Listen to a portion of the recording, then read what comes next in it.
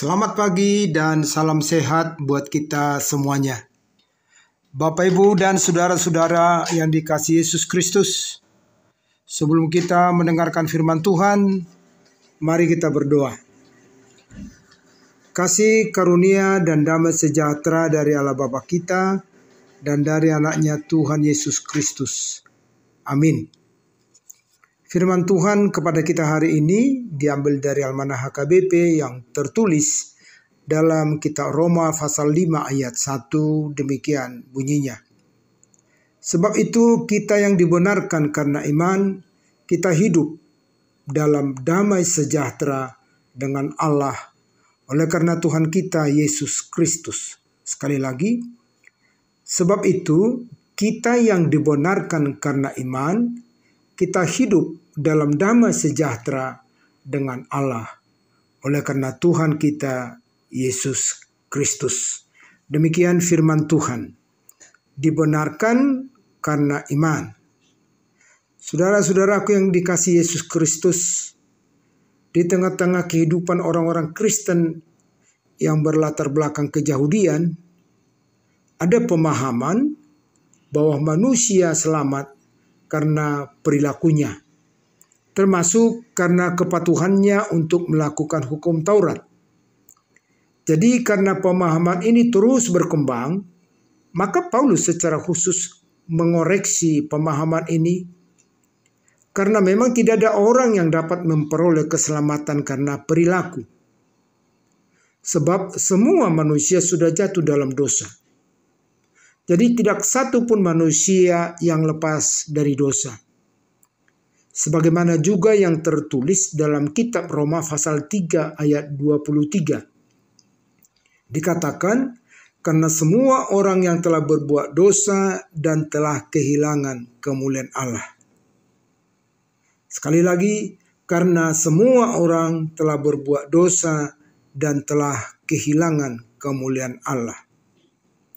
Jadi sejalan dengan itu Paulus mengatakan seperti apa yang ada dalam nats kita ini, bahwa orang dapat memperoleh keselamatan adalah karena imannya, yaitu imannya kepada Yesus Kristus yang sudah mati dan bangkit untuk menebus dosa manusia.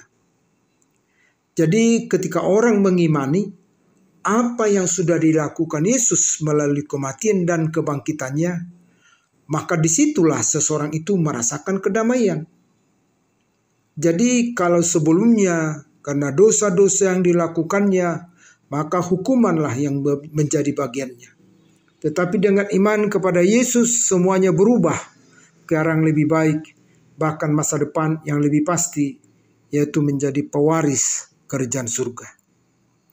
Selanjutnya juga kita perlu sadari bahwa beriman kepada Yesus Kristus bukanlah hanya sekedar mempercayai Yesus, tetapi beriman kepada Yesus itu sama dengan mempercayakan hidup dan masa depannya hanya kepada Yesus saja. Jadi sebagai contoh misalnya, kalau kita kembali ke belakang mengingat pengalaman Abraham sebagai bapa orang percaya, dia diperhadapkan kepada pergumulan yang berat, karena harus mempersembahkan anak yang sudah lama ditunggu-tunggunya. Tetapi karena dia benar-benar beriman dan percaya kepada Tuhan Allah, maka dia mendapatkan damai sejahtera itu. Oleh sebab itu saudara-saudaraku, supaya kita juga dapat hidup dalam damai sejahtera, marilah kita benar-benar beriman kepada Yesus Kristus. Sekalipun kita diperhadapkan pada masalah-masalah yang ada di dunia ini. Sekali lagi, marilah kita beriman kepada Yesus Kristus, sekalipun kita diperhadapkan pada masalah-masalah yang ada di dunia ini. Amin. Tuhan memberkati dan selamat beraktivitas. Mari kita berdoa.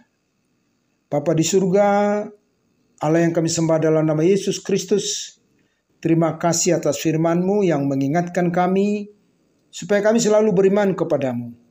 Karena hanya dengan beriman kepadamu lah kami memperoleh damai sejahtera.